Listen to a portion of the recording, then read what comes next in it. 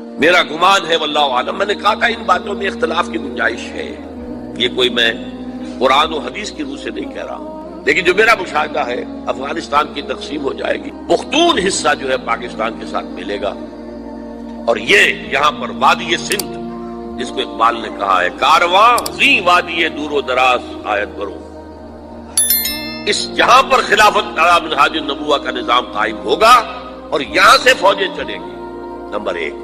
Number دو، عرب کے ریگزار میں 15ویں صدی کے مجدد کا ظہور ہو جائے گا۔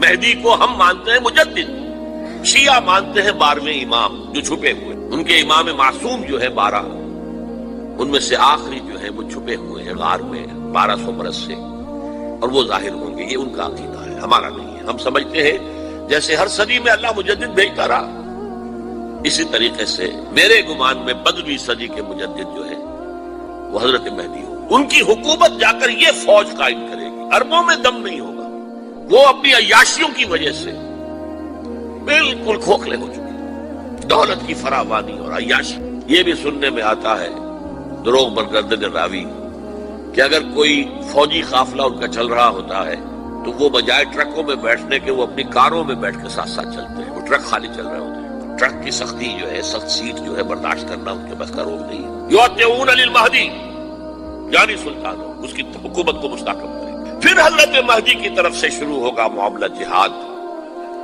اور یہ سارا جو ملک چھوٹ ہم مسلمانوں کے ہاتھ سے نکل گئے تھے یہ واپس لے گئے۔ اس میں ایک کوسچن ہے جو میرے ذہن میں بہت عرصے سے تھا، جس کا کہ جواب اب مجھے سوچا ہے، واللہ عالم، یہ ساری باتیں میں کہہ رہا ہوں میرے گمان ہے، کیسے ہوگا کہ اتنی بڑی طاقت ایٹمک پاورز کے مقابلے میں مسلمان دوبارہ میدان میں آ کر اور جیتتے چلے جائیں؟ میرا گمان یہ ہے واللہ عالم، اس پورے معاملے کا سارا جو ہے ارینا جو ہے وہ ہے مڈل ایسٹ، یورپ، جس میں حدیث میں آیا ہے کہ رومی عیسائی 80 جھنڈوں تلے تم پر حملہ کریں گے اور ہر جھنڈے کے نیچے 12,000 فوج ہوگی، 10 لاکھ۔ اور مجھے حال ہی میں معلوم ہوا ہے کہ آج کل جو ایک ڈویژن ہوتا ہے وہ 12,000 کا ہوتا ہے، تو 80 ڈویژنز آرمی آئے گی۔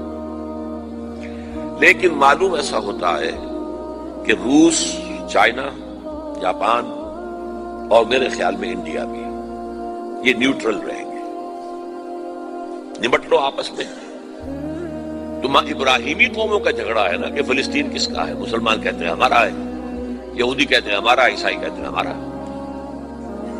تو نمٹ لو، سیٹل یور سکورز، لیکن کوئی ویپنز آف ماس ڈسٹرکشن استعمال نہ ہو، اگر وہ ہوئے تو پھر ہم میدان میں آ جائیں گے۔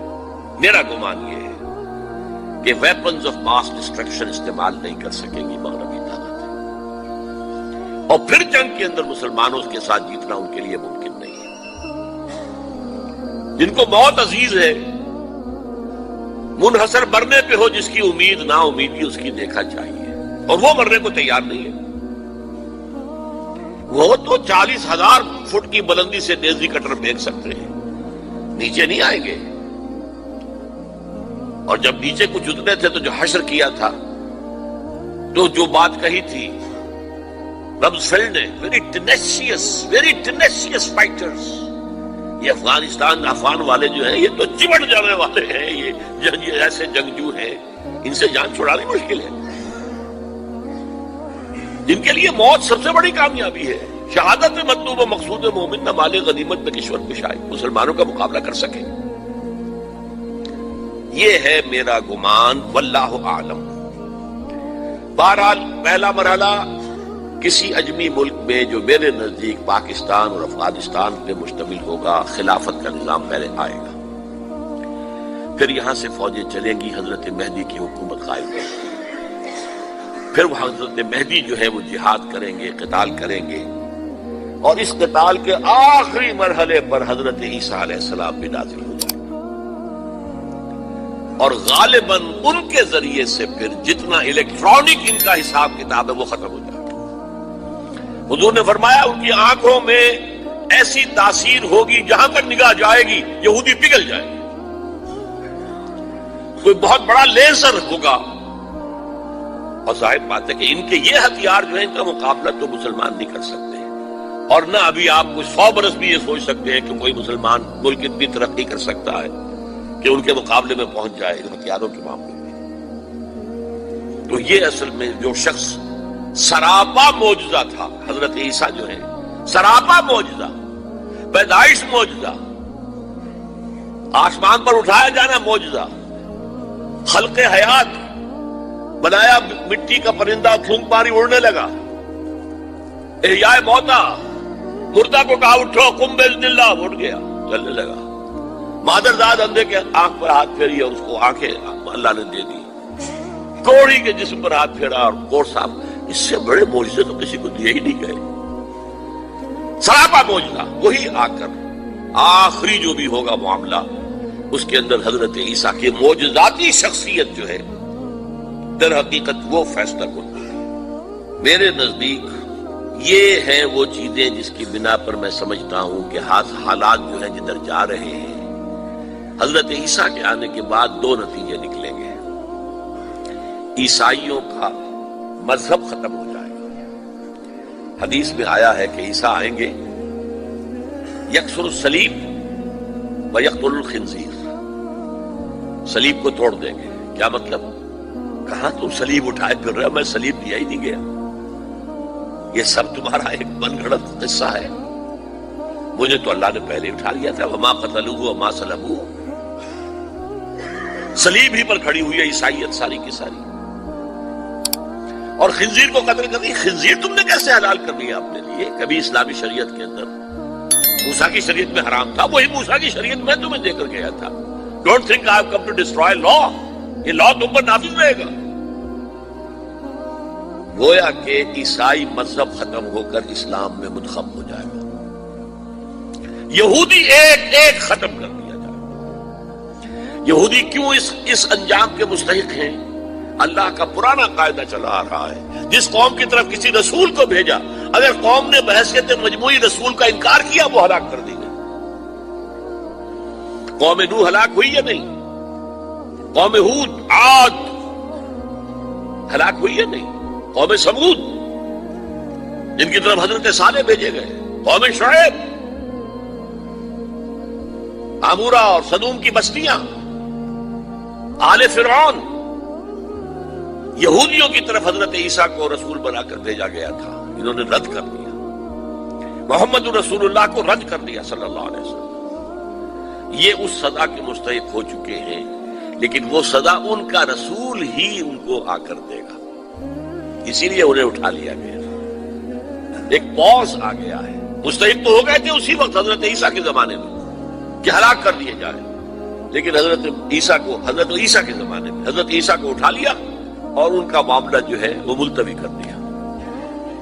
جیسے کسی کو پھانسی کی سزا تو ہو جائے لیکن ابھی ایگزیکیوشن نہیں ہوئی ہے، ایگزیکیوشن جو ہے وہ ڈیفر ہو گئی۔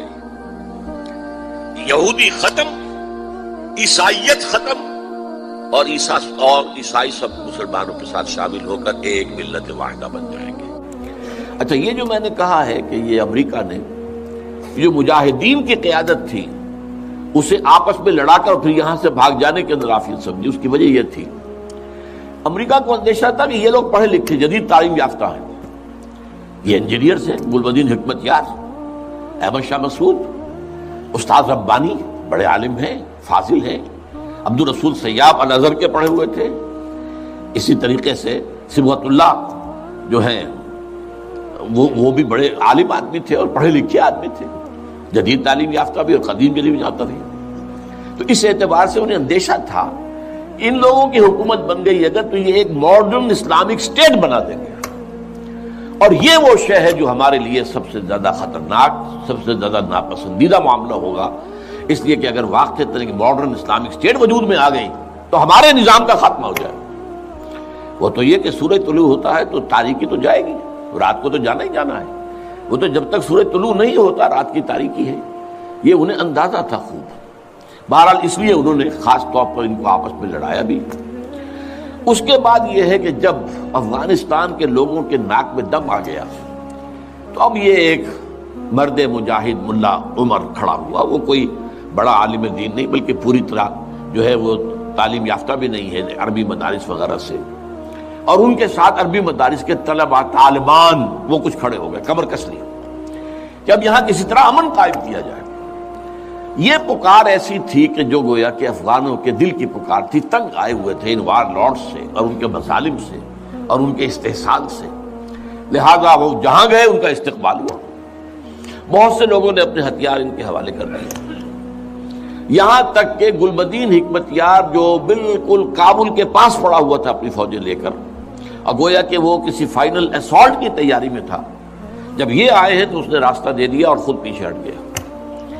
اس طریقے سے یوں سمجھیے کہ در حقیقت افغانستان میں ان طالبان کی حکومت جو ہے یہ گاڈ گیون ہے۔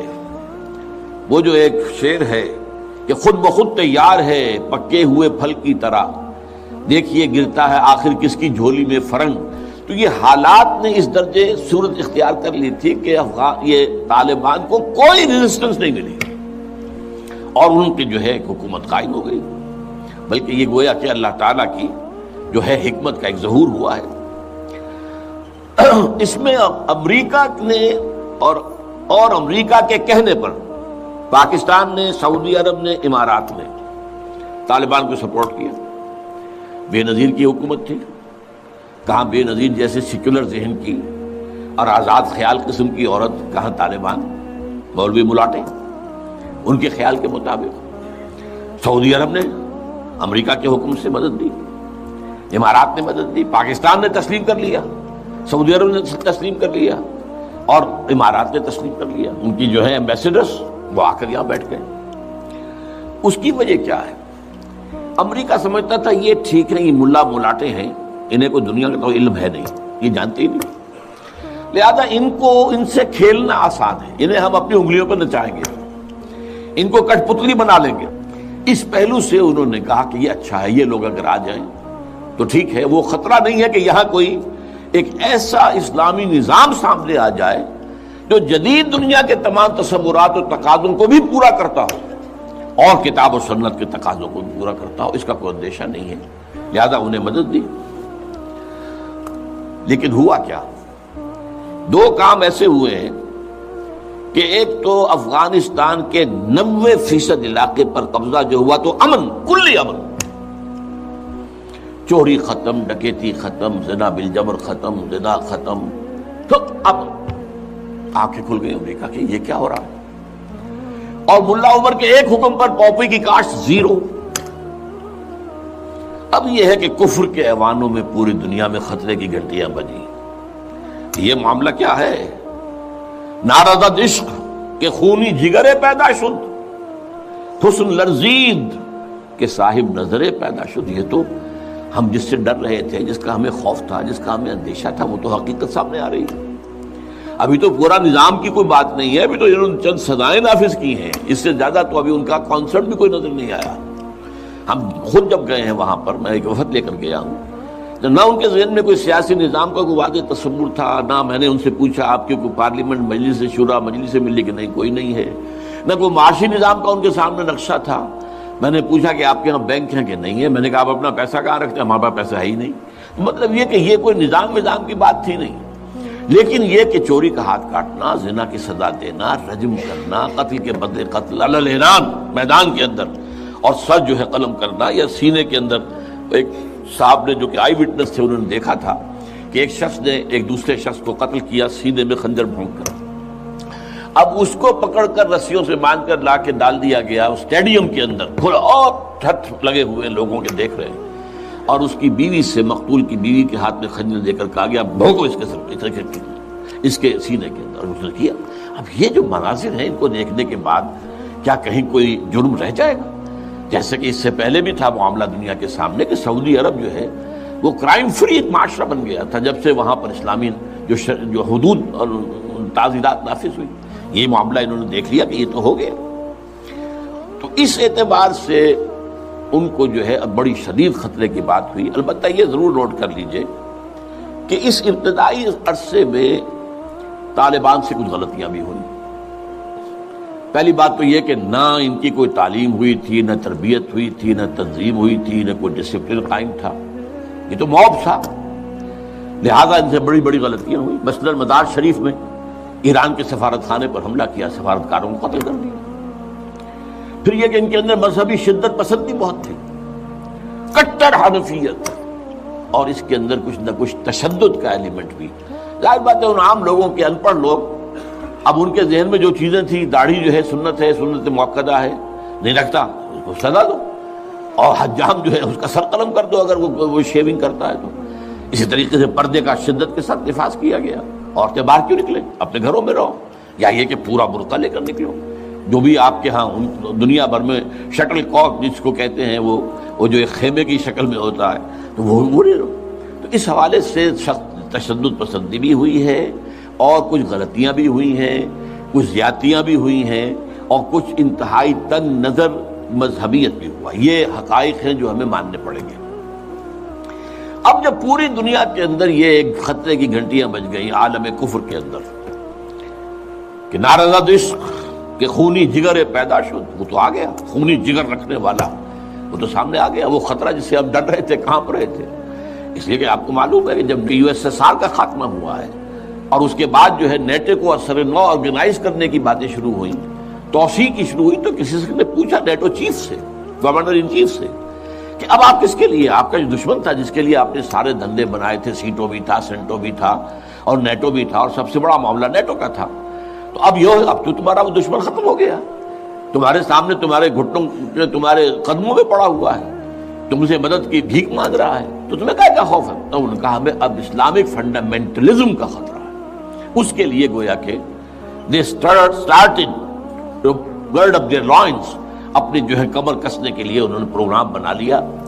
اور اس کے لیے نوٹ کیجئے 9/11 کا حادثہ فاجعہ خود کروایا.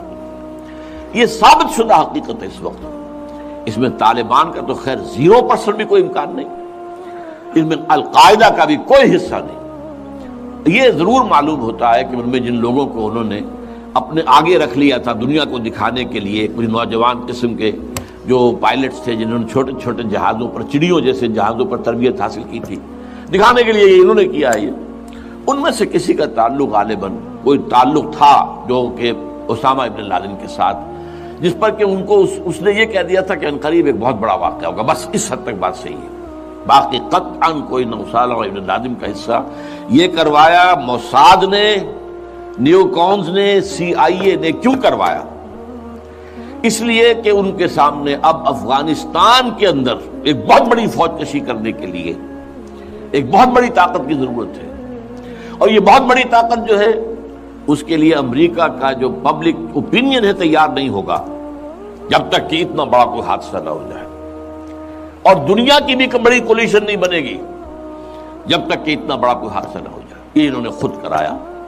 اس لیے کہ اس سے پہلے یہ ایک اور بات جو ہے وہ بیچ میں آ گئی ہے، لیکن میں بیان کر دوں کہ یہ تو 90s کے اندر، لیٹ 90s میں بات ہو گئی تھی کہ امریکہ میں جو ٹاپ کے تھنک ٹینکس تھے وہ سوچ رہے تھے کہ 21ویں صدی میں امریکہ اس گلوب کی سپریم سپر پاور کیسے رہے.